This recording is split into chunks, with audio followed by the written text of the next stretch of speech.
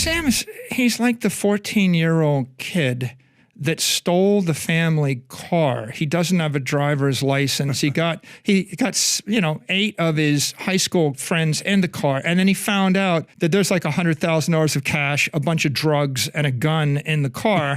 And then they went joyriding for Saturday night. Wow. And the entire thing ends, horrifically with the car wrapped around a tree, half the people high. But that analogy, I think it's very important to clarify that analogy. And maybe he's an honor student in high school, but the point is he was not ready to drive the car.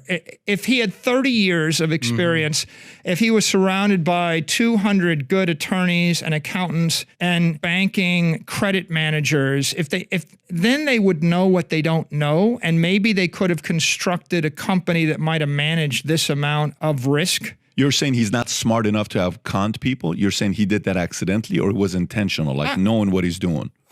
I'm saying that he basically incompetently, foolishly, greedily, enthusiastically pursued what he thought was a good idea, but he didn't have the combination of the real world experience and the ethics and the legal understanding and the banking understanding to even know what he didn't know. So is it criminal? Absolutely, it's criminal. It's like if you roll over a bunch of people in a car and kill them all, it's illegal, right? But at the end of the day, it's not clear to me that Sam understands what he did wrong now. Like, for example, what did he do wrong? There's accounting fraud here. There's basically equity fraud by creating an air token. There's all sorts of credit fraud. There's investor fraud, misrepresenting the equity you sold the investors. There's self-dealing. He issued himself loans. There's front running. There's insider trading. There's wash trading. There's such a litany of ethical and legal lapses. But if you look at all the coverage in the crypto world, they miss the fundamental issue, which is it's illegal and unethical to issue your own air token. I mean, that the entire premise of the industry, an exchange that trades unregistered securities and an issuer of unregistered securities, that fundamentally is unethical everywhere in the world, illegal nearly everywhere in the world. I have two questions. And yet they built the business on that premise. On top of that premise, then he inflated the accounting values, built backdoors into the exchange. There's just nonstop illegal stuff going on. He had created an extremely fragile situation where he had one account, Alameda, that had a $10 billion plus margin position backed by air. And if that air token, FTT or Serum, if they had been attacked by anybody, the entire thing goes up like a house of cards.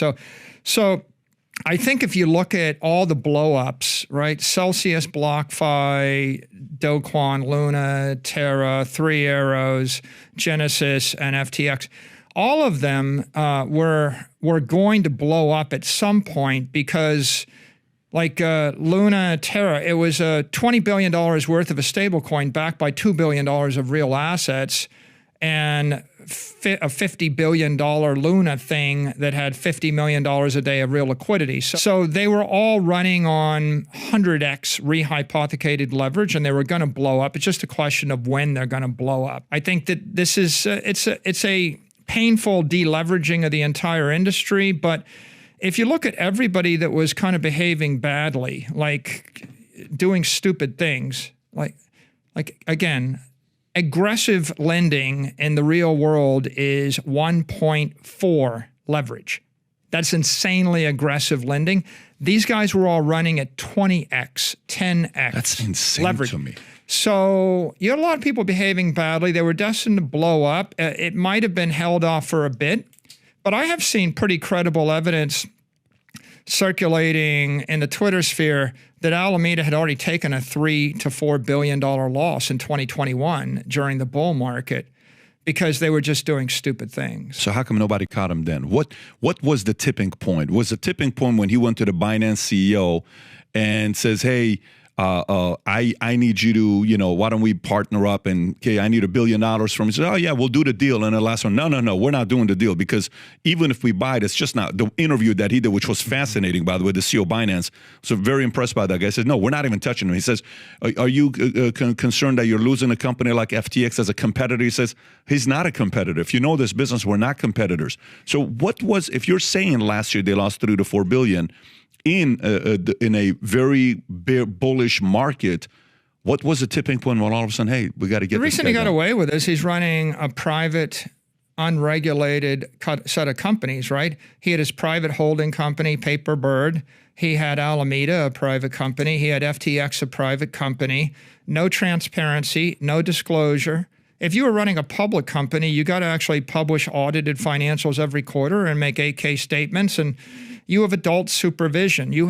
I have lawyers, I have 2 sets of lawyers, 2 sets of accountants, an army of internal accountants, external accountants, etc. And if I just came on your show and said, hey, I just wanted to announce that MicroStrategy has 175,000 Bitcoin, my phone would start ringing by the lawyer. By the time I put that down, they'd be like, what are you doing? You're crazy. Yeah. And they would say it not just because it's wrong. They would say it because their careers are on the line and they don't want to spend 10 years in litigation hell. So there's a way that you run a public company and there's a way you run a regulated company. And on the other hand, Sam was his own regulator. He could make up his own rules. He was accountable to no one.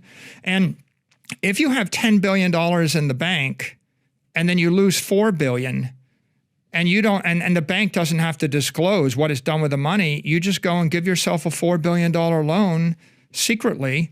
He didn't tell anybody.